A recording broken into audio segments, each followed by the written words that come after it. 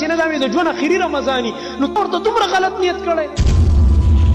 ته به د الله هغه بندګانو ته چې روژې فرض کړې ده ته به د هغه بندګانو ته نقصان او ضرر ورکړې تکلیف به ورکړې فراډونه به کې دوکې به کې ګراني به راولي مصنوعي ذخیره اندوزینې به کې د دې دپاره چې روټونه سیوه چې ډېر دوکانداران او تاجران ظالمان داسي د روژې د خرچې پیدا کولو لپاره اوس نه چاړه تېره کړي ظلمونه کوي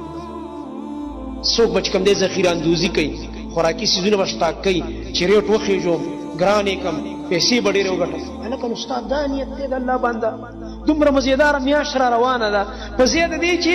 مؤمنان خو چې زه صدقه وکړم او په دې مسلمانانو او کمزورو خلکو خرچې وکړم او د خپل مال ولګوم چې الله رانه رضا شي هسې نه دا مې د ژوند اخري رمضاني نو تا ورته دومره غلط نیت کړی دی چې ته به د الله هغه بندګانو ته چې روژې فرض کړې ده ته به د هغه بندګانو ته نقصان او ضرر ورکړې تکلیف به ورکړې فراډونه به کې دوکې به کې ګراني به راولي مصنوعي ذخیره اندوزینې به کې د دې دپاره چې روټونه سیوه شي د الله نه یره پکار ده الله نه ویرېږه والله که زموږ حالات سم شي که ته وایې چې زه به پیسې وګټم زما حالات به سم شي واوره نمرود د ټولې دنیا بادشاه واوره د شعیب علیه السلام قوم ډېر سخت مالدار ډېر ناشنا تجارتونه یې کړي قرآن کې الله وایي تباه و برباد نه کړه دوکې کولې فراډونه یې کول ناپ تول کې کمې د دو نمبر سیز د ایک نمبر په نوم خرڅول دا سیزونه پکې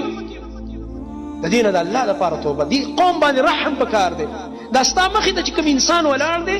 وګوره دا به څه مجبوره دا انسان دی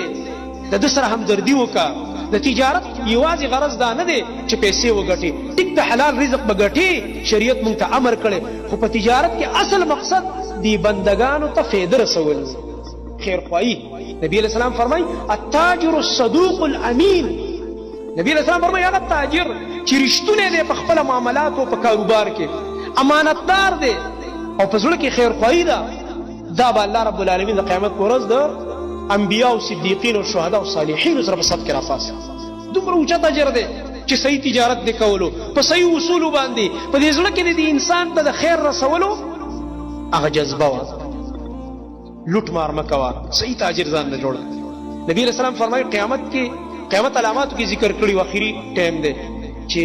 اخري وخت کې به داسې وخت راشي چې مسلمان به بازار ته داخل شي نو په بازار کې به چېرته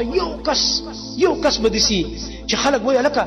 فلاني نه سودا وکړي دغه سړی راته روغ ښکاري وایي څوک به په بازار کې په چا اعتماد نه کوي الله اکبر دا وخت نن راغلی که نه دی راغلی تاسو نه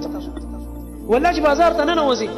زړه به دې نه وي مطمئن چې یاره دې سړي ته ورځم دا به څنګه سودا به صحیح راکوي دا خبره چې کوي صحیح کوي که نه کوي لکه دا فراډونه دومره ډېر شوي چې کم پکې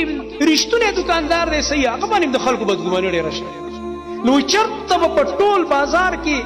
نبی علیہ السلام فرمایي د یو کس نوم به یادېږي چې یاره کیدای شي هغه فلانې صحیح وي یاره نور مې په دې بازار والا اعتماد ختم دا د قیامت علامه ده نن زمونږ په یو بل باندې اعتماد اوچت شوی دی دومره د فراډونه دومره د هغه د زړه هغه بېرحمي ډېره شوې ده په یو بل باندې رحم نشته